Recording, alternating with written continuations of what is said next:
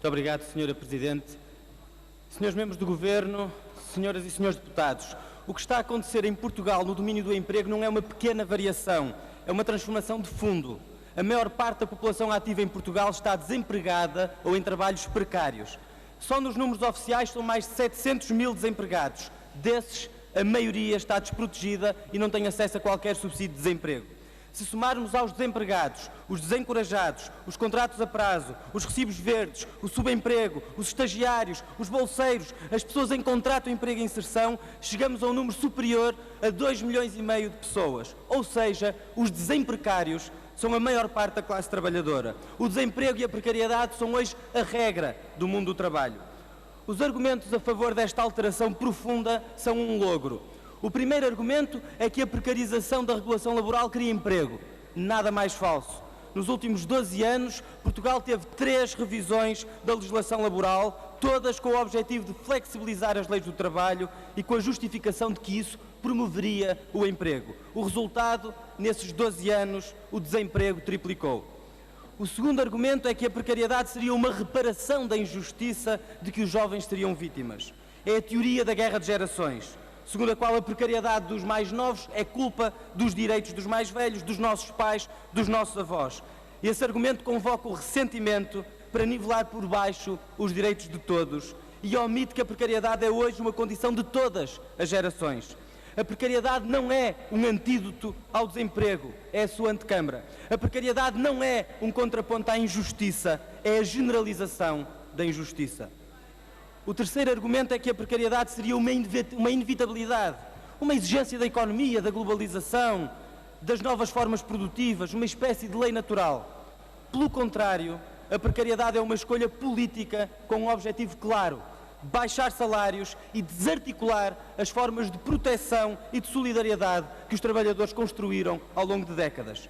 Senão, como é que se explica que a maior parte dos vínculos precários em Portugal correspondam a funções permanentes? Aliás, que a maior parte dos vínculos precários sejam até transgressões à lei, em relação às quais o Governo fecha os olhos escandalosamente.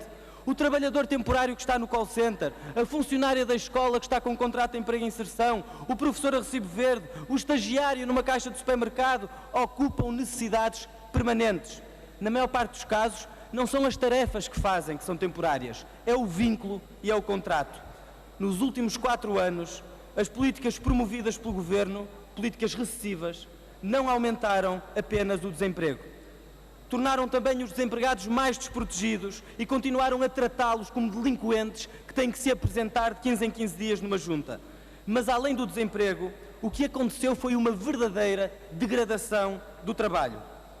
Exemplos: um operário em Mangualde a trabalhar para uma ETT que o aluga para que ele esteja, na verdade, numa empresa de componentes de automóveis e que ganha 372,48 € de salário bruto mensal. Com os subsídios dá 491 €. Um engenheiro de construção de edifícios a trabalhar 8 horas, são propostas do site do IFP, 8 horas por dia, salário base 300 € por mês. Um professor do ensino básico, segundo e terceiro ciclo, 8 horas por dia, salário base 505 €. Este é o estado do mercado de trabalho hoje. É uma vergonha e não dá para viver. A média salarial dos empregos criados desde 2013 é de 581 € brutos. Ou seja, descontadas as contribuições, fica pouco mais de 500 €, salário médio. Para quem entra hoje no mercado de trabalho, que tenha licenciatura ou mestrado, o salário mínimo é aquilo que se espera. Nunca os salários em Portugal foram tão baixos. Senhor Ministro, o modelo de emprego que o senhor tem criado assenta na pobreza.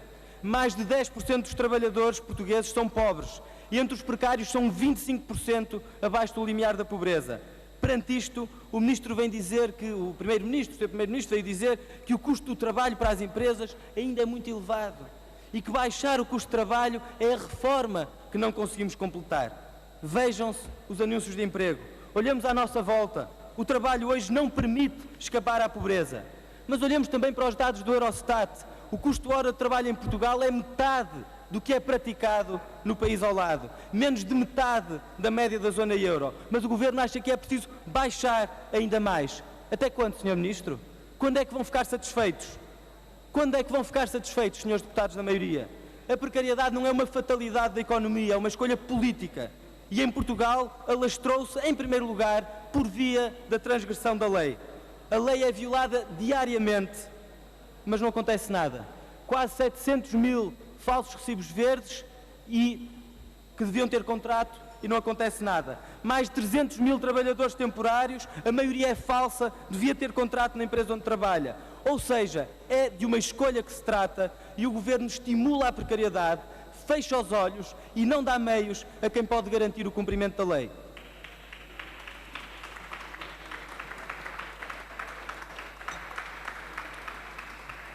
Os relatórios da Autoridade para as Condições de Trabalho são claros. Os pedidos de intervenção aumentaram em 30%, mas as visitas inspectivas reduziram-se para menos de metade. Em 2011 tinham sido visitados pela ACT 74.600 estabelecimentos. Em 4 anos o número desceu abaixo dos 30 mil.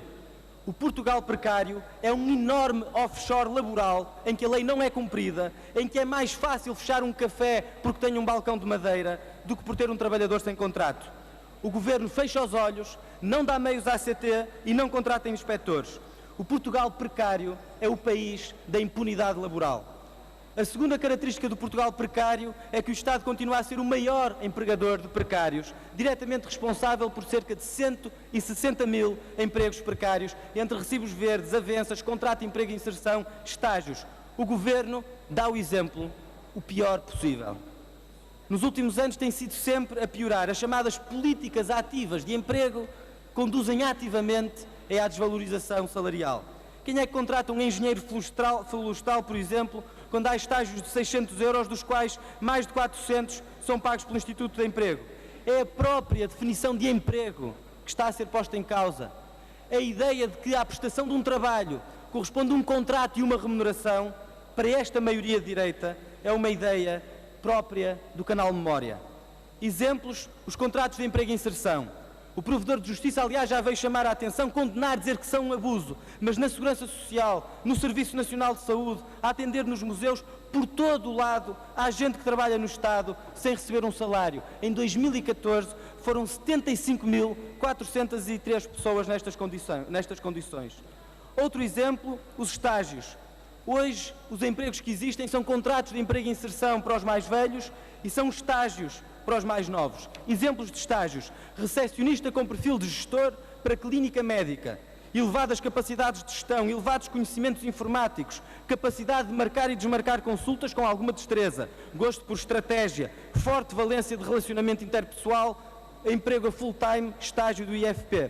Funcionária de limpezas, estágio, com viatura própria, bolsa de estágio do IFP para full-time. Engenheiro eletrotécnico com disponibilidade imediata para projetos de telecomunicações, full-time, bolsa de estágio.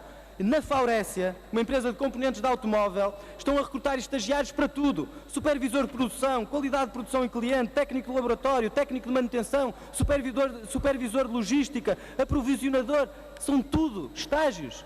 Os estágios que foram criados para serem um primeiro contacto com o mundo do trabalho, um trampolim para um emprego, hoje são um alçapão para a precariedade.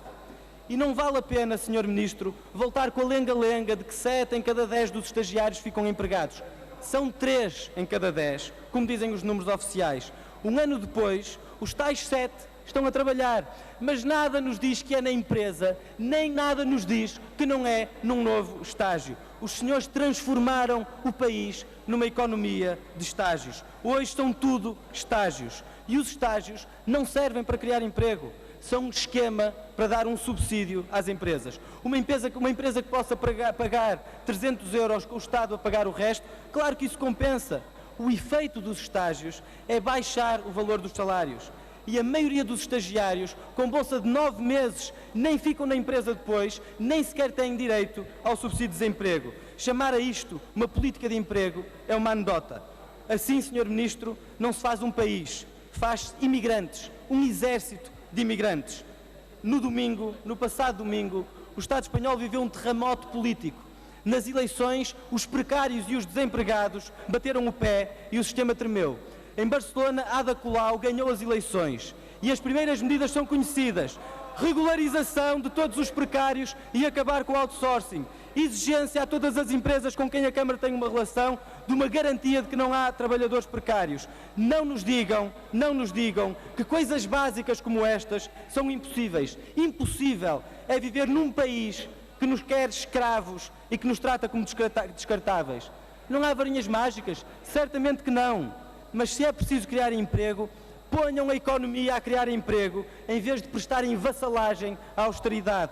Suba-se o salário mínimo, como era compromisso da concertação social. Limitem-se as empresas de trabalho temporário que fazem negócio de alugar trabalhadores. Se têm respeito pela lei, contratem inspectores para a ACT e faça-se cumprir a lei. Acabe-se com os falsos recibos verdes e crie-se um regime justo de contribuições e não de escalões absurdos em que ainda por cima não se tem direito a nada. Se há 70 mil pessoas que são essenciais nos serviços públicos, transformem-se os contratos de emprego e inserção em contratos de trabalho. E acabe-se com o abuso que se generalizou nos estágios. Os estágios não são a solução para o emprego, são o símbolo máximo da vida adiada de uma geração em suspenso, que não está adormecida e que há de contra-atacar.